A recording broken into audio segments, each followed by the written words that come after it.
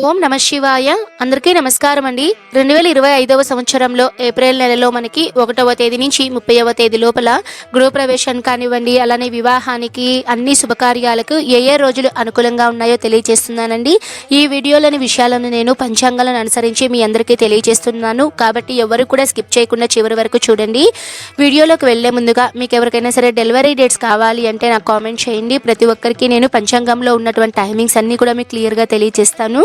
ఈ ఏప్రిల్ నెలలో హిందువులు ఎంతో వేడుకగా జరుపుకునేటువంటి శ్రీరామనవమి పండుగ, అలానే మనకి 30వ తేదీన అక్షయ తృతీయ పండుగ, అలానే 12వ తేదీ పౌర్ణమి రోజున హనుమద్ విజయోత్సవం అంటే చిన్న హనుమాన్ జయంతి, ఇలా ఒకటేంటండి చాలా ముఖ్యమైన పండుగలు మనకి ఈ ఏప్రిల్ నెలలో అయితే రానున్నాయండి.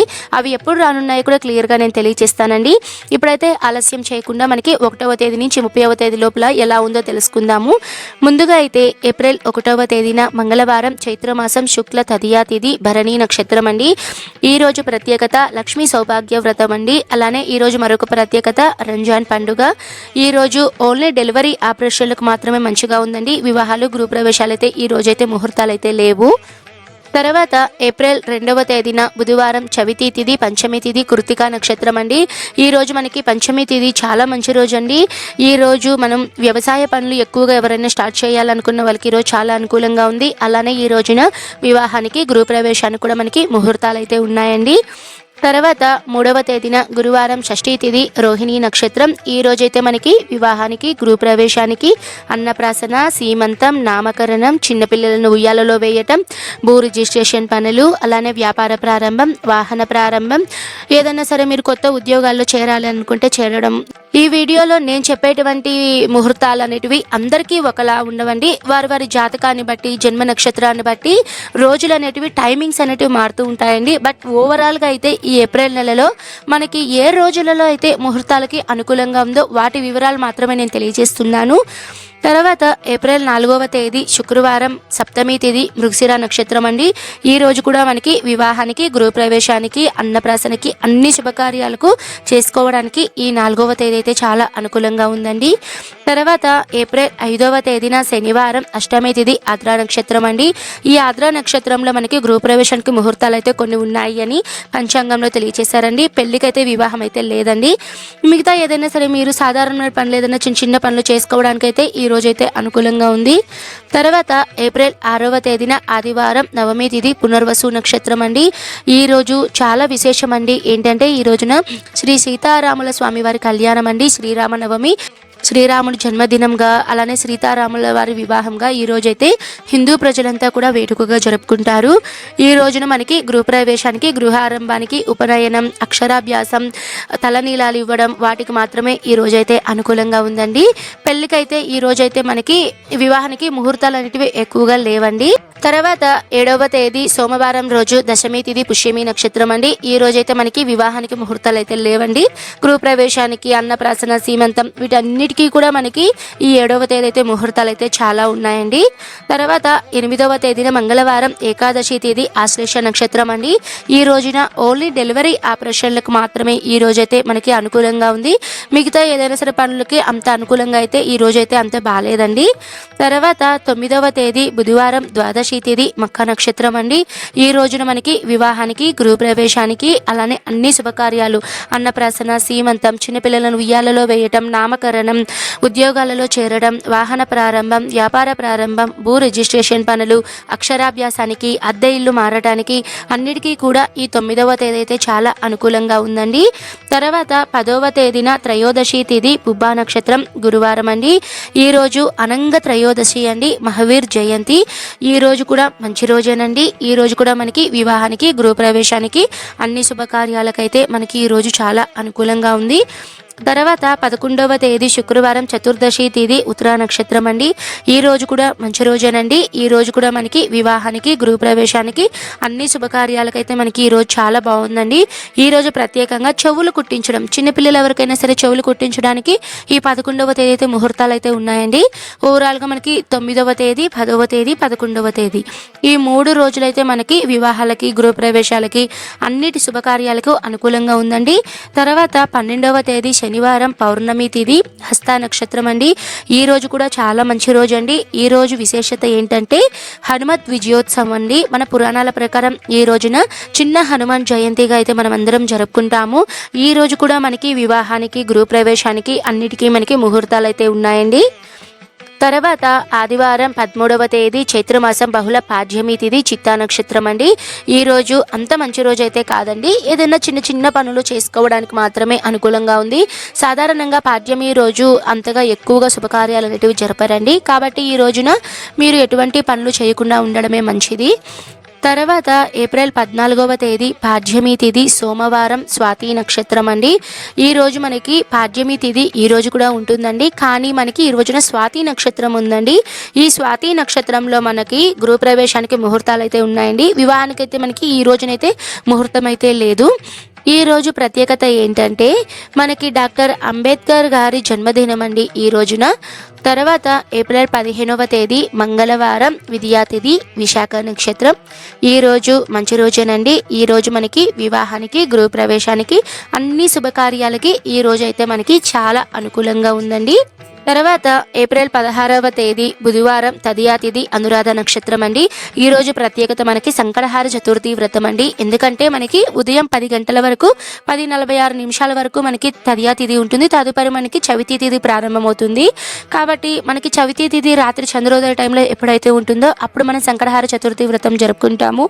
ఈ రోజు ఉదయం ముడుపు కట్టిన దగ్గర నుంచి రాత్రి చంద్రునికి అర్ఘ్యం ఇచ్చేంత వరకు పూర్తి పూజా విధానము ప్రతి నెల కూడా మన ఛానల్లో సంకష్టార చతుర్థి వ్రతం వీడియో అనేది అందిస్తున్నానండి. ఇంట్రెస్ట్ ఉంటే ఆ వీడియో లింక్స్ అన్నీ కూడా డిస్క్రిప్షన్లో ఇస్తాను, తప్పకుండా చూడండి. ఈ రోజు మంచి రోజేనండి. ఈ రోజు కూడా మీరు ఎటువంటి శుభకార్యాలైనా సరే చేసుకోవచ్చు. అంటే పెళ్లిళ్ళకి గృహప్రవేశానికి అన్ని శుభకార్యాలకి ఈ 16వ తేదీ కూడా చాలా అనుకూలంగా ఉందండి. తర్వాత ఏప్రిల్ 17వ తేదీ గురువారం చవితి తేదీ జ్యేష్ఠ నక్షత్రం అండి. ఈ రోజు ఓన్లీ సాధారణమైన పనులు చేసుకోవడానికి మాత్రమే అనుకూలంగా ఉందండి.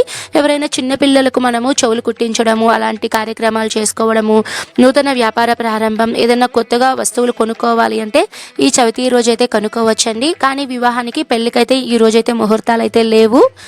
తర్వాత 18వ తేదీన శుక్రవారం పంచమి తిథి మూల నక్షత్రం అండి. ఈ రోజు ప్రత్యేకత గుడ్ ఫ్రైడే. ఈ రోజు మంచి రోజేనండి. ఈ రోజు కూడా మనకి గృహప్రవేశానికి వివాహానికి ముహూర్తాలు అయితే చాలా ఉన్నాయి. తర్వాత 19వ తేదీన శనివారం షష్ఠి తిథి మూల నక్షత్రం. ఈ రోజైతే మనకి గృహప్రవేశానికి ముహూర్తాలు అయితే లేవండి. అలానే పెళ్ళిళ్ళకి కూడా మనకి ముహూర్తాలు అయితే లేవు. ఏదైనా మీరు చిన్న చిన్న పనులు చేసుకోవాలంటే వాటికైతే ఈ 19వ తేదీ అయితే అనుకూలంగా ఉందండి. తర్వాత ఏప్రిల్ 20వ తేదీన సప్తమి తేదీ ఆదివారం పూర్వాషాఢ నక్షత్రం అండి.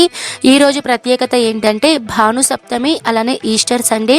ఎవరైనా సరే ఇంట్లో అనారోగ్య సమస్యలతో బాధపడుతున్న వాళ్ళు ఈ రోజున సూర్య భగవాను కనుక ఆరాధిస్తే పూర్తిగా ఆరోగ్యవంతులు అవుతారండి. చాలా శక్తివంతమైన రోజు ఈ భాను సప్తమి. ఈ రోజు కూడా మంచి రోజేనండి. ఈ రోజు కూడా మనకి వివాహానికి గృహప్రవేశానికి అన్ని శుభకార్యాలు చేసుకోవడానికి 20వ తేదీ అయితే చాలా అనుకూలంగా ఉంది. తర్వాత 21వ తేదీ సోమవారం అష్టమి తేదీ ఉత్తరాషాఢ నక్షత్రం అండి. ఈ రోజైతే మనకి వివాహాలకి ముహూర్తాలు అయితే అంతగా లేవండి. ఈ రోజున ఓన్లీ డెలివరీ ఆపరేషన్లకి ఏదైనా చిన్న చిన్న పనులు చేసుకోవడానికి మాత్రమే అనుకూలంగా ఉంది. తర్వాత 22వ తేదీన మంగళవారం నవమి తేదీ శ్రవణ నక్షత్రం అండి. ఈ రోజు ఓన్లీ డెలివరీ ఆపరేషన్లకి చేసుకోవడానికి మాత్రమే మనకి చాలా అనుకూలంగా ఉంది. తర్వాత 23వ తేదీన బుధవారం దశమి తేదీ ధనిష్ట నక్షత్రం అండి. చాలా మంచి రోజు అండి. ఈ రోజు మనకి గృహప్రవేశానికి అలానే వివాహాలకి అన్ని శుభకార్యాలండి. అద్దె ఇల్లు మారటానికి, నూతన గృహ ఆరంభం, నూతన గృహ శంకుస్థాపనం, అలానే మీరు అన్నప్రాసన, సీమంతం, చిన్నపిల్లలను ఉయ్యాలలో వేయటం, నామకరణం, ఇలా ఒకటేంటండి అన్ని శుభకార్యాలు చేసుకోవడానికి ఈ రోజైతే చాలా అనుకూలంగా ఉంది. తర్వాత 24వ తేదీన గురువారం ఏకాదశి తిథి శతభిష నక్షత్రం అండి. సర్వేషాం ఏకాదశి. ఈరోజు ఏకాదశి తిథి అండి. ఏకాదశి వ్రతాన్ని కూడా ఆచరిస్తూ ఉంటారండి. ఏకాదశి వ్రతం ఎలా ఆచరించాలి, నియమాలు అన్నీ కూడా మన ఛానల్లో వీడియోస్ అనేటివి ఉన్నాయి. చాలా శక్తివంతమైన రోజు అండి. ఎక్కువగా ఉపవాసం అనేది ఉంటారు. ఈ రోజైతే మనకి వివాహానికైతే ముహూర్తాలు అయితే లేవండి. ఈరోజు గృహప్రవేశానికి కూడా మనకి ముహూర్తాలు లేవు. కానీ ఏదైనా మీరు చిన్న పనులు, అన్నప్రాసన, సీమంతం ఇలాంటివి చేసుకోవడానికి ఈ 24వ తేదీ అయితే మనకి చాలా బాగుందండి.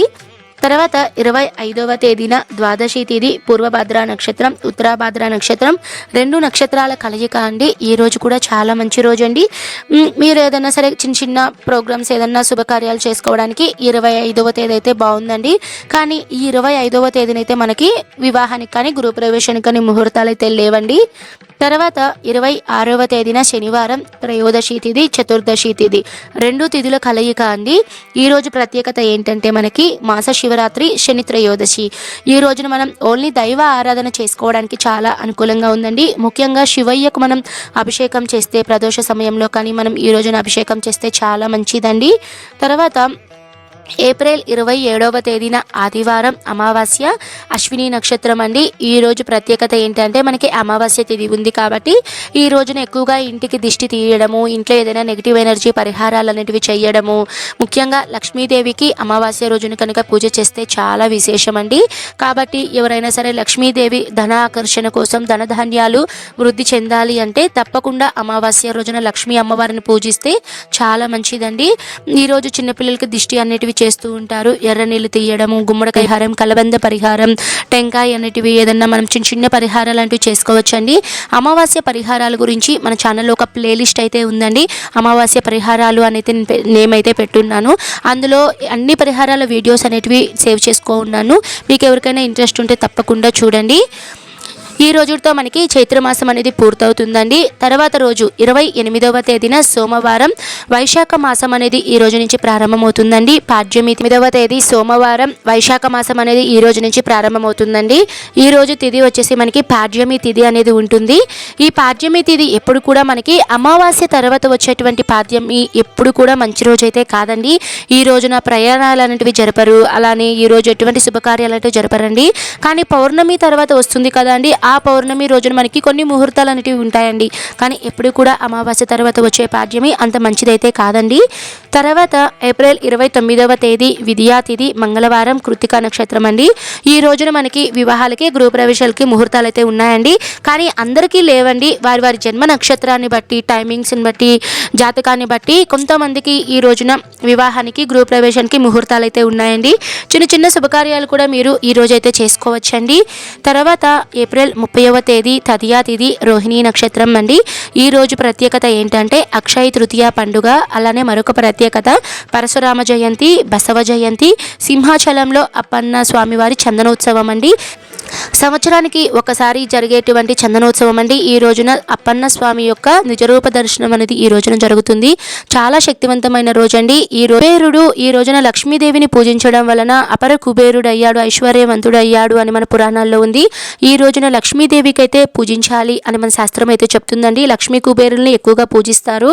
మరి అక్షయ తృతీయ రోజున పూర్తి పూజా విధానం ఇవన్నీ కూడా నేను మీకు రానున్నటువంటి వీడియోస్లో అప్లోడ్ చేస్తాను. చాలా మంచి రోజు అండి. ఈ రోజున వివాహానికి, గృహప్రవేశానికి, ఏదైనా మీరు వాహనం కొనుక్కోవాలంటే కొనుక్కోవడానికి, అన్నప్రాసన, సీమంతం, చిన్నపిల్లలను ఉయ్యాలలో వేయటం, నామకరణం, ఉద్యోగాల్లో చేరటం, నూతన వ్యాపారం, నూతన వాహనం, విదేశీ ప్రయాణం, తలనీలాలు ఇవ్వడం, అక్షరాభ్యాసం, చెవులు కుట్టించడం, భూ రిజిస్ట్రేషన్ పనులు, దేవతా విగ్రహ ప్రతిష్టాపన, ఉపనయనం, అక్షరాభ్యాసం, ఇలా ఒకటేంటండి అన్ని శుభకార్యాలు చేసుకోవడానికి ఈ 30వ తేదీ అయితే చాలా అనుకూలంగా ఉందండి.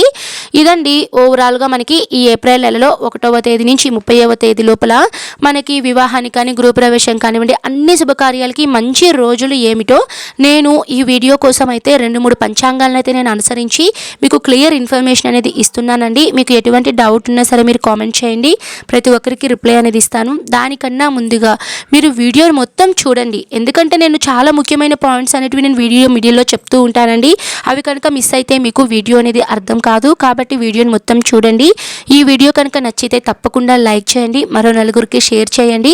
మనకి యూట్యూబ్లోనే కాదండి, మనకి ఇన్స్టాగ్రామ్లో, ఫేస్బుక్ పేజ్లో కూడా మనకి అకౌంట్స్ అనేవి ఉన్నాయి.